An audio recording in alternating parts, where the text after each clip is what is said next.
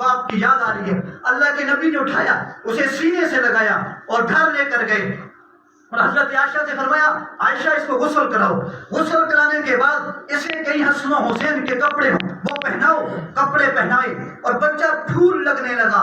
اللہ کے نبی نے اٹھایا, اس کو بوسہ دیا اور سینے سے لگایا اور کہا بیٹا آج کے بعد یہ نہیں کہنا میرے ماں باپ نہیں, سنو یہ عائشہ آج کے بعد تیری ماں ہے اور میں نبی آج کے بعد تیرا باپ ہوں.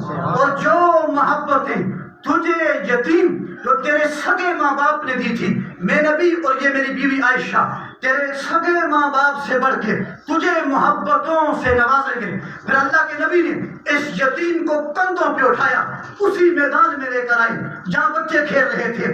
جب ان کھیلتے بچوں نے دیکھا کہ یہ یتیم نبی کے کندھوں پر ہے, سب نبی کے پاس آ گئے اور آ کر تمنا کرتے کاش میرے ماں باپ نہ ہوتے, آج ہم بھی نبی کے کندھوں پر ہوتے. یتیم نبی کے کندھوں پہ سیر کر رہا ہے. ارے مدینہ کے والی, تو یتیموں کو کندھا دینے آیا تھا, یتیموں کا سہارا بن کے آیا تھا اور فقراء اور مساکین سے محبت کرنے آیا تھا. آج پوری بستی کے اندر کوئی ایک بندہ مجھے بتاؤ جس نے جا کے یتیم کے گھر دستک دی ہو اور جس نے گھر کسی غریب مسکین اور فقیر کے گھر جا کے دستک دی ہو کہ ماں تیرے بچے کو کوئی چیز چاہیے ہو, میں نبی کا غلام تیرے در پہ حاضر ہوں. یتیم تجھے وردی, کوئی کتاب, کوئی کاپی, کوئی چیز چاہیے ہو, میں نبی کا غلام حاضر ہوں. آپ حکم کریں میں تیرے قدموں پہ سب کچھ قربان کر دوں. کون ہے نبی کا غلام جس میں یہ صفات پائی جاتی ہوں؟ اللہ کے نبی صلی اللہ علیہ وسلم نے فرمایا اللہم احینی مسکینا وامتنی مسکینا واحشرنی فی زمرۃ المساکین. اللہ مجھے مسکین بنا کے زندہ رکھ, مجھے موت آئے مسکینی میں آئے اور کل قیامت کے دن میرا حشر مساکین کے ساتھ کرنا. مجھ نبی کو ان سے محبت. آج اہل علاقہ ذرا سوچو, گریبان کو جھانکو, یہاں لیڈری اور کھڑپیچی مجھے اور آپ کو جہنم کی دہلیز تک پہنچا چکی ہے اور ادھر غریب پستا جا رہا ہے. ادھر معاشرے کے کمزور لوگ کمزور ہوتے چلے جا رہے ہیں. ان کو پوچھنے والا کوئی نہیں, یہ میرے نبی کی تعلیمات نہیں ہیں. اللہ کے نبی صلی اللہ علیہ وسلم نے فرمایا انا وکافل الیتیم فی الجنۃ ھکذا. فرمایا میں نبی اور یہ یتیم کی کفالت کرنے والا جنت میں ایسے ہوں گے جس طرح ہاتھ کی یہ دو انگلیاں آپس میں ملی ہوئی ہیں. ایسے میں اور یتیم کی کفالت کرنے والے جنت میں ہوں گے. آج بڑی توجہ کے ساتھ یہاں بیٹھے مجمع کے لوگوں اور میری مائیں اور بہنیں, توجہ سے میں نے آپ کے سامنے دو باتیں عرض کی ہیں. نمبر ایک, نماز چھوڑنا نہیں, اس کو ہر حال میں پڑھنا ہے. نماز چھوڑنا بہت بڑا گناہ ہے. اور دوسری بات میں نے عرض کی, غرباء اور مساکین, فقراء اور یتامہ سے محبت کرنی ہے. انہیں نفرتوں کی نگاہوں سے نہیں دیکھنا. اگر تم ان سے نفرت کرو گے رب تمہیں مرنے کے بعد جہنم میں داخل کرے گا. آج پڑوسی سے تنگ ہے, اولاد اپنے ماں باپ سے تنگ, ماں باپ اپنی جوان اولاد کی نافرمانی سے تنگ, بیوی اور خاوند کے جھگڑے اور آپس کی ناراضگیاں, اور ادھر گھاس کے چند گٹھوں اور گڈیوں پہ لڑائی, اور جہاں مکئی کے چند تنکوں پہ لڑائی اور قتل تک بات پہنچ گئی. آج معاشرے میں یہ سب کچھ ہو رہا ہے. اس سب کے بعد میں اور آپ مرنے کے بعد کہاں جائیں گے؟ جہنم کے اندر راستے کھلے ہوئے ہیں, وہاں جانا ہوگا. اگر ہم نے اپنے نفس پہ کنٹرول کر لیا اور اپنے رب کو راضی کر لیا, مرنے کے بعد میرا رب جنت میں داخل کرے. اس لیے بتائیے آج کے بعد نمازیں پڑھو گے انشاءاللہ؟ جھوٹ نہیں بولنا, بات سچی کرنی ہے اور اللہ کو حاضر ناظر سمجھ کے یوں آنکھیں بند کریں اور سمجھیں کہ کل ہم نے اس دنیا سے چلے جانا ہے, کہ موت سامنے کھڑی آپ کو نظر آ رہی ہے, اور اللہ کو یوں بالکل سامنے رکھ کے عہد کریں, انشاءاللہ بھی ساتھ کہیں کہ انشاءاللہ آج کے بعد ہماری کوئی نماز فوت نہیں ہوگی. انشاءاللہ بہنوں کی توجہ ہے, وہ بھی یاد کریں کہ گھروں میں کوئی عورت نماز نہیں چھوڑے گی. اور نمبر دو کہ آج کے بعد غرباء, مساکین, فقراء اور ان تمام سے ہم نفرتیں نہیں محبتیں کریں گے. نفرتیں نہیں محبتیں کریں, اور اپنے ذاتی جھگڑوں کو ختم کر کے محبتیں بانٹیں گے اور تکبر کو ختم کر کے تواضع اور عاجزی کا بیج بوئیں گے. اور یہاں محترم اسحاق صاحب کی بہن جو دنیا سے رخصت ہوئی ہیں، اللہ کریم ان کے درجات کو بلند فرمائے اور انہیں جنت میں کروٹ اعلیٰ مقام عطا فرمائے، ان پہ اپنی رحمتوں کا نزول فرمائے اور اس گھر میں اللہ پاک اپنی خیر و برکات کا نزول فرمائے. جتنے جوان، جتنے بوڑھے، جتنی مائیں اور بہنیں یہاں تشریف لائی، ان سب کی حاضری کو اللہ دنیا اور آخرت میں ان کی عزت، نجات اور ترقی کا ذریعہ بنائے. پردے کے بارے میں تھوڑا سا کچھ ارشاد فرما دیں.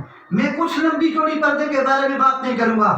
یہاں کتنے لوگ آوان فیملی سے بیٹھے ہوئے ہیں؟ تقریباً آدھے لوگ آوان فیملی سے، شاید کچھ سادات بھی ہوں، شاید ایک آدھ کوئی عباسی بھی ہو، قریشی ہاشمی بھی ہو. یہ تمام لوگ خاندان نبوت کے لوگ ہیں، یہ سارے کے سارے اہل بیت ہیں. میں عرض کروں، اللہ کے نبی اپنی بیٹی فاطمہ تو زہرا کے گھر آئے اور گھر آنے کے بعد پھر جانے لگے. بیٹی نے کہا ابا جان، میں فاطمہ، میرا شوہر علی آپ کے ساتھ جانا چاہتے ہیں. ابا جان نے کہا مرحبا بیٹی، ضرور آئیے، میرے ساتھ چلیے. گھر سے نکلے، بیٹی نے باپ سے کہا ابا جان آج ہم ایسے چلیں گے، پہلے آپ چلیں گے، آپ کے بعد میں فاطمہ چلوں گی، میرے بعد میرے شوہر علی چلیں گے. کہا بیٹی یہ انداز ایسا کیوں اختیار کیا ہے؟ عورتیں تو ایسی نہیں چلتی، پہلے باپ پھر شوہر پھر بیوی، چلا ایسے جاتا ہے اور معاشرے میں ہے بھی ایسے ہی. لیکن قربان بیٹی آپ نے ایسا انداز کیوں اختیار کیا؟ فرمایا ابا جان اس لیے میں فاطمہ چاہتی ہوں کہ جس جگہ مٹی کے اوپر میرے قدم لگیں گے، ان قدموں کے نشان بن جائیں گے مٹی کے اوپر، پھر میرے ان قدموں پر میرے شوہر علی کے قدم لگیں گے اور میرے شوہر کے قدموں کی وجہ سے میرے قدموں کے نشان مٹ جائیں گے اور ان قدموں پر غیر محرم کی نگاہ نہیں پڑے گی. اس لیے میں نے یہ انداز اختیار کیا ہے تاکہ میرے قدموں پر غیر محرم کی نگاہ نہ پڑے. اور اپنے شوہر علی سے کہا علی میرے شوہر، میں مر جاؤں میری میت کو دن میں نہیں رات کی تاریکی میں اٹھانا. میں فاطمہ دنیا میں ایسے زندہ رہی ہوں کہ میں نے کوشش کی ہے کہ میرے کپڑے پر، میری چادر پر غیر محرم کی نگاہ نہ پڑے. میں فاطمہ چاہتی ہوں کہ میرے مرنے کے بعد میرے کفن پر بھی غیر محرم کی نگاہ نہ پڑے. اور آج ہماری عورتوں کا کیا حال ہے؟ پردہ فرض ہے. یہ جتنے بھی کزن ہیں، خالہ زاد، چچا زاد، مامو زاد، فلاں زاد، ان سے فرض ہے پردہ اور یہ سب غیر محرم لوگ ہیں. لیکن آج معاشرے میں کون پردہ کرے؟ رسومات اتنی مضبوطی سے پنجے گاڑ چکی ہیں، اگر کوئی رسومات کے کھڑا ان کے مقابلے میں کھڑا ہوگا پھر لوگ اس کے خلاف تقریریں کریں گے، اس کا راستہ روکیں گے، اس کو مختلف تانے دیں گے کہ یہ بڑا آ گیا، علاقے میں یہاں سے پیدا ہے، دین دے خلاف گنا کرتا ہے. ایسی باتیں کرتے ہیں لوگ. اور آخری گزارش، بس ایک عورت اس کا خاوند فوت ہو گیا، میں صرف سادات یعنی جو آل بیت یہاں بیٹھے ہیں ان کے گوش گزار کر رہا ہوں کہ آپ لوگوں کا مقام کتنا بڑا ہے. لیکن اپنے مقام کو پہچاننا، اسے بھولنا نہ، اس کو بھولنا نہ، اسے پہچان کے رکھنا، اس نسبت کی لاج رکھنا، اس کو پاؤں تلے نہ روکنا. ایک عورت کا خاوند مر گیا اور اس کی ایک اکلوتی بچی تھی بابا جی، اور وہ بچی فاقوں میں تڑپنے لگی اور اس ماں نے اللہ سے کہا اللہ میں مر جاؤں مجھے یہ گوارا ہے، لیکن مجھ ماں کے سامنے میری یہ معصوم یتیم تڑپ کے مر جائے، مجھ ماں کو یہ گوارا نہیں. کسی نے کہا فلاں مسلم بادشاہ ہے، اس کے پاس چلی جاؤ، یہ آپ کو کھانا پانی دے گا، سب کچھ کھلائے گا. اور یہ عورت میلوں سفر کر کے بادشاہ کے پاس پہنچی اور کہا کہ میں خاندان نبوت کی عورت ہوں، میری عزت کی لاج رکھیے گا اور اس بچی کو کچھ کھلائیے، مجھے یہاں رہائش دیجیے. اس بدبخت مسلم حکمران نے کہا کہ تیرے پاس ثبوت کیا ہے کہ تو نبی کے خاندان کی عورت ہے؟ اس نے کہا کوئی ثبوت نہیں، بس ایک بات یاد رکھنا، نبی کے خاندان کے لوگ جھوٹ نہیں بولتے. سبحان اللہ. نبی کے خاندان کے لوگ جھوٹ نہیں بولتے، سچی بات کرتے ہیں. عوام اور یہاں نسبت رسول رکھنے والے مسلمانوں، ماں اور بہنوں، اس نسبت کی لاج رکھنا کبھی جھوٹ نہ بولنا اور کبھی نبی کے خلاف قدم نہ اٹھانا، کبھی اس خاندان کی عزت پہ حرف نہ آنے دینا۔ تو اس نے اس کو واپس کر دیا، کہا میں نہیں کہتا جھوٹ بولی، چلی جاؤ۔ اور یہ عورت آنسو بہ رہے ہیں، تڑپ رہی ہے، جا رہی تھی، راستے میں کہا یہ مجوسی کا گھر ہے۔ ایک بندے نے کہا اس کے پاس چلی جاؤ، یہ تمہیں کبھی بھی واپس نہیں کرے گا، یہ کافر خاندان نبوت کی لاج رکھے گا۔ اور یہ عورت اس کے پاس گئی، کہا کہ میں یہ بچی یتیم ہے، میں فاقوں میں مر رہی ہوں، کچھ کھانا دے دو۔ اس نے حکم دیا دسترخوان لگا دو، رہائش کے لیے کمرہ الاٹ کر دو۔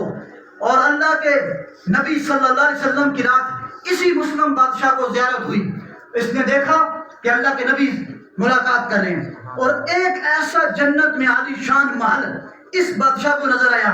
بادشاہ نے پوچھا اللہ کے رسول یہ گھر کس کا ہے؟ اللہ کے رسول نے بتایا ایک مسلمان کا ہے۔ اس بادشاہ نے کہا میں بھی مسلمان ہوں۔ توجہ، اللہ کے نبی نے کہا تیرے پاس مسلمان ہونے کی دلیل کیا ہے؟ تیرے پاس مسلمانی کی دلیل کیا ہے؟ اگر یہ کہتا میں کلمہ پڑھتا ہوں، نبی کہتے آپ جھوٹ بول رہے، آپ زبان سے پڑھ رہے، دل میں تصدیق نہیں کر رہے، اوپر کلمہ قبول نہیں، سمجھ گیا کہ دین کی بات میرے اوپر وبال پڑ گئی۔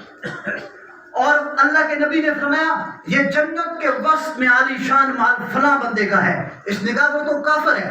کہاں کافر تھا، لیکن اس نے میری خاندان کی عورت کی عزت کی لاج رکھی، اللہ نے اس برکت سے اسے کلمے کی دولت عطا فرمائی، اور اسے کلمے کی دولت عطا فرمانے کے بعد جنت میں بڑا عالی شان محل بھی الاٹ کر دیا۔ یہ ہے خاندان نبوت کا مقام اور مرتبہ۔ لیکن اس نسبت کو کبھی بھولنا، کبھی نہ بھولنا، پہچان کے رکھنا، اور اپنے راستے سے بھٹکنا نہیں ہے، گمراہ نہیں ہونا ہے۔ آپ لوگوں کی مثال سر کی ہے اور باقی قوموں کی مثال دھڑ کی ہے۔ سر ختم ہو جائے، دھڑ کی کوئی حیثیت ہے؟ اگر یہی لوگ خراب ہو جائیں، عوان، عباسی، قریشی، ہاشمی، سید، یہی خراب ہو جائیں، اور انہی لوگوں کی راتیں جنگلوں میں اور روڈوں پہ اور بنے تلے ٹانیاں پہ گاہیں گزرے، مجھے بتاؤ باقی لوگوں کا کیا ہوگا؟ باقی لوگوں کا کیا ہوگا؟ آج کرو، آج کے بعد خاندان نبوت کی لاج رکھیں انشاءاللہ۔ اللہ ہم تمام کا حامی و ناصر ہو۔ میں نے آج کی اس تقریب کے موقع پر آپ سے جو بھی باتیں کی ہیں، ان تمام پہ اللہ مجھے اور تمام سامعین کو عمل کی توفیق عطا فرمائے۔ اب دعا کرنی ہے جی، تمام لوگ اصالِ ثواب کی نیت سے ایک بار درود پاک